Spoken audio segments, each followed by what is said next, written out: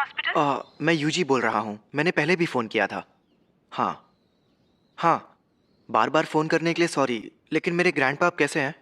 अरे मुझे लगा आपको बता दिया गया था।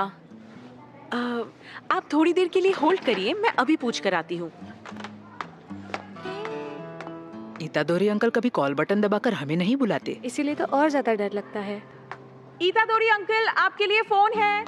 यूजी पूछ रहा है, वो आपके लिए कुछ मुझे लेकर। अकेला छोड़ दो, उससे कहो कि यहाँ ना आए। अपने क्लब में जाए, अपने क्लब में। अरे क्या हो गया? पता नहीं क्यों चिल्ला रहे हैं।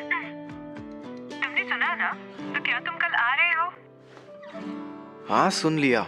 मैं कल शाम को वहाँ पहुँच जाऊँगा।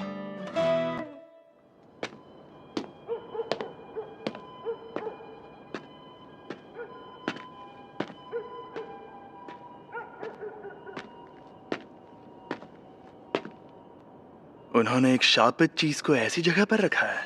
कितने बेवकूफ लोग हैं।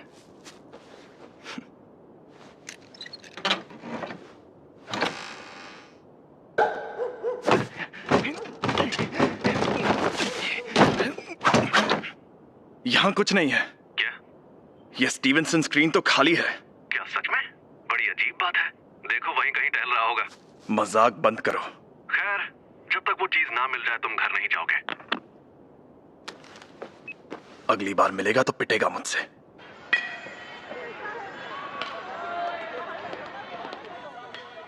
तुम तैयार हो? पक्का ये काम करना है? ठीक है सासाकी, चलो इगुची, हम शुरू करते हैं। आत्माओं आत्माओं, हमें बताओ हमारे काउंसिल प्रेसिडेंट कौन से जीव से कमजोर है?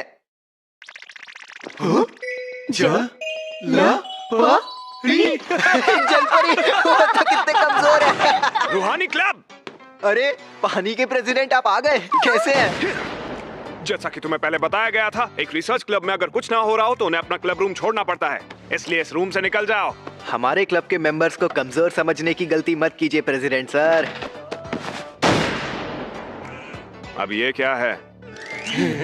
आपको पता है ना कि अभी हमारा रग्बी फील्ड बंद पड़ा है।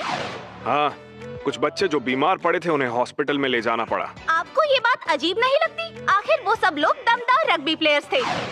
सच ये है कि बीमार पड़ने से ठीक पहले उन प्लेयर्स को वहाँ अजीब आवाजें सुनाई दे रही थी। इसीलिए हमने 30 साल पहले अखबार में छपी ये खबर ढूंढी। इसमें लिखा है योशिदा नाम का आदमी गायब हुआ था, जो कंस्ट्रक्शन कंपनी में काम करता था और आखिरी बार सुगिसावा 3rd में देखा गया था। लेनर उसे लगातार फोन करते थे, तो उसने गुंडों से उधार लिया और वो गुंडे बदमाश उसके पीछे पड़े थे। इसका मतलब रग्बी फील्ड में जो मुसीबत आई उसकी वजह कोई और नहीं, योशिदा की नफरत भरी आत्मा है जिसे वहाँ गाड़ा गया था। नहीं, ये सब कीड़ों की वजह से हुआ था। हार्ट टिक्स, एक बड़ा पैरासिटिक टिक जो जानवरों और इंसानों का खून पीता है। उसके काटने पर एसएफटीएस नाम की बीमारी हो सकती है जो जानलेवा है। तो उससे क्या हुआ? रूहानी क्लब भूतों के बारे में पता करता है, इसलिए ये सही मायनों में क्लब एक्टिविटी रिपोर्ट है। बेकार की कहानियां सुनाना बंद करो। वैसे भी सबसे बड़ी प्रॉब्लम तुम हो यूजी इतादोरी। तुम्हारा नाम ट्रैक एंड फील्ड क्लब में रजिस्टर्ड है, रूहानी क्लब में नहीं। तो इस क्लब में मिनिमम 3 मेंबर्स भी नहीं है। मेरी बात समझ में आ रही है? हाँ? यूजी, लेकिन मैंने तो अपने फॉर्म में रूहानी क्लब ही लिखा था। उसे मैंने बदल दिया है। अरे ट्रैक और फील्ड कोच ताकागी। यूजी, नेशनल जीतने के लिए हमें तुम्हारी जरूरत है। इन बच्चों से ज्यादा बड़ी मुसीबत तो ये टीचर है। बिल्कुल नहीं, मैंने कई बार कहा है कि मुझे हिस्सा नहीं लेना। लेना पड़ेगा। लेकिन क्यों? मैं तुमसे जबरदस्ती नहीं करूंगा, लेकिन अगर तुम मुझे हरा दो तो तुम जा सकते हो। तो हो जाए मुकाबला। चलो ईमानदारी से फैसला करते हैं। ये हुई ना बात, मुझे मंजूर है। क्या स्टूडेंट के एप्लीकेशन फॉर्म में बदलाव करना सही होगा?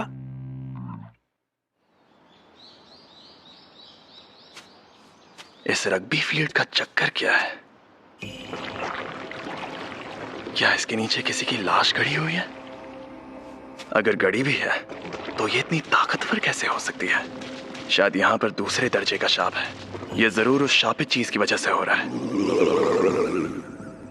अरे यार, वो बहुत ताकतवर है, उसे ढूंढना मुश्किल है। ऐसा लगता है कि वो पास है लेकिन काफी दूर भी हो सकता है। ये अव्वल दर्जे की शाप वाली चीज सिर दर्द बन गई है। उसे वहां से किसने निकाला होगा? और अब वो कहाँ है? वहां देखो, कोच तकागी और वेस्ट मिडल की यूजी के बीच कंपटीशन होने वाला है। वाह, कौन सा गेम है? ये 14 मीटर। क्या बात है, ताकागी सर में तो बहुत दम है। अब तुम क्या करोगे यूजी? अरे ये यूजी स्कूल में बहुत मशहूर है क्या? शायद ये झूठी अफवाह है, लेकिन मैंने सुना है उसने निंजा वॉरियर के सारे स्टेज पार किए हैं और सुना है मीर को क्रो कॉप का पुनर्जन्म है। लेकिन मीर को तो अभी भी जिंदा है। जो भी हो, लोग उसे टाइगर ऑफ वेस्ट बुलाते हैं। बकवास। सुनिए, मैं इसे अपने तरीके से फेंक सकता हूँ। जैसे भी फेंको, मैं उसे फाउल नहीं कहूंगा। एक और बात, मैं बस दिखाना चाहता था कि तुम कितने कमजोर हो, इसीलिए तो मैंने ऐसा खेल चुन।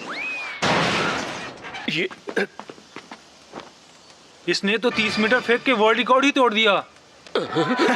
मैं जीत गया। ये टाइगर कम गोरिल्ला ज्यादा लग रहा है। इसने तो सबके होश उड़ा दिए। यूजी, तुम स्पोर्ट्स टीम में काफी नाम कमाओगे। तुम्हें जबरदस्ती रूहानी क्लब में रहने की जरूरत नहीं है।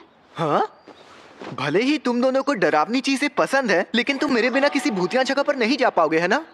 नहीं, हमें डरना अच्छा लगता है। स्कूल के रूल्स के मुताबिक सबको किसी क्लब में रहना चाहिए।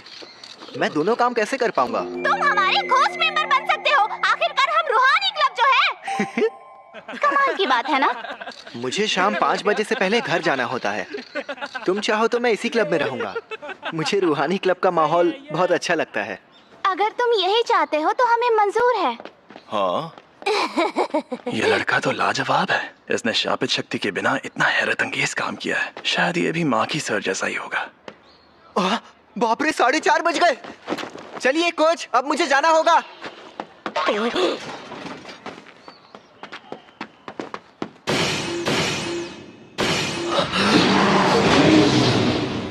इसके पास वो शापित चीज है। हे रुको, ये तो बहुत तेज है। मैंने सुना है ये 3 सेकंड में 50 मीटर दौड़ लेता है। इंसान है या चीता?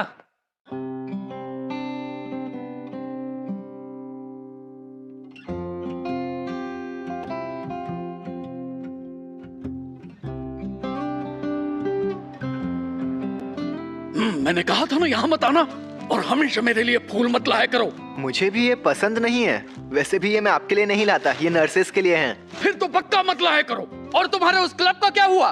तुम अपने क्लब में जाओ, जाओ। शांत हो जाइए। वो 5 बजे से पहले बंद हो जाता है। अगर मेरे पास खाली टाइम नहीं होता तो मैं आपके पास नहीं आता। बढ़िया, तो मेरी बात सुनो, क्योंकि मेरे पास भी ज्यादा टाइम नहीं बचा है। मुझे नहीं सुननी। तुम्हें सुनना ही पड़ेगा। मैं अपनी मौत आने से पहले तुम्हें कुछ बताना चाहता हूँ। ये तुम्हारे पेरेंट्स के बारे में है। मैंने कहा मुझे कोई दिलचस्पी नहीं है। ग्रैंडपा, आप मरने से पहले कूल बनने की एक्टिंग करना बंद कीजिए। हर मर्द स्टाइल से ही दुनिया से जाना चाहता है, समझे? तुम तो सच में एकदम बेवकूफ हो। बात बात पर गुस्सा क्यों करते हैं? आप जैसे हैं वैसे बनकर रहिए। घटिया परवरिश।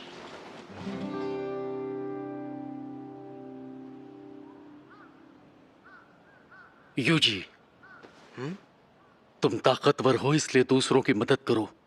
अगर किसी और की नहीं तो कम से कम अपने आसपास के लोगों की हिफाजत करो। भटक जाओ तो घबराना मत, परवाह मत करना कि वो एहसान मानेंगे या नहीं। जितने हो सके उतने लोगों को बचाओ, ज्यादा नहीं तो एक को ही सही। जब तुम मरोगे तो तुम्हारे पास कई लोग होने चाहिए। मैं नहीं चाहता तुम मेरी तरह तन्हा मरो।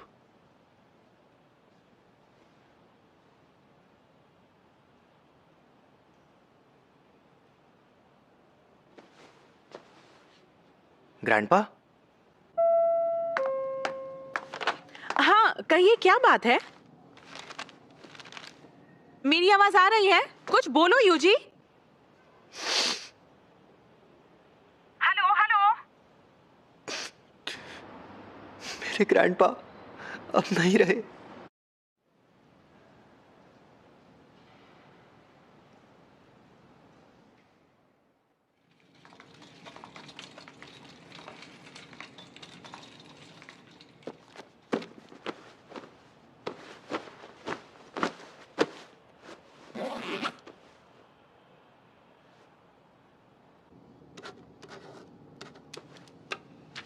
ओके, अब हमारा सारा जरूरी पेपर वर्क हो गया है। ओके, मदद के लिए आपका शुक्रिया। तुम पक्का ठीक तो हो ना? दरअसल मैं पहली बार ऐसी हालत से गुजर रहा हूँ, इसलिए सच नहीं लग रहा कि वो अब नहीं है। और वैसे भी अगर मैं ऐसे मायूस बैठा रहा तो उनकी आत्मा को अच्छा नहीं लगेगा। तो मुझे उन्हें अग्नि देते वक्त हंसना चाहिए। ये कौन है? हाँ? तुम यूजी इतादोरी हो ना? मैं हूं फुशिगोरो जुजुत्सु टेक से। मुझे तुमसे जरूरी बात करनी है इसी वक्त। मैं अभी शोक मना रहा हूँ। सॉरी, मेरे पास टाइम नहीं है।